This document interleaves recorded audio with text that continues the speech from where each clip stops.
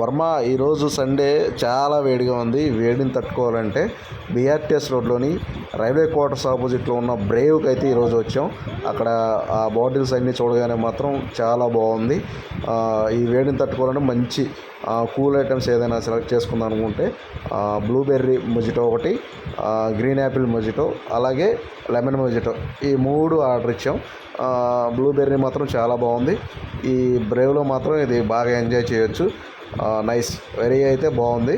తర్వాత green Apple mojito వచ్చేసి మన శ్యాంబ్రో ఆర్డర్ చేశాడు. అతను కూడా డెకరేషన్ ఫ్లేవర్ అవన్నీ కూడా చాలా బాగుంది.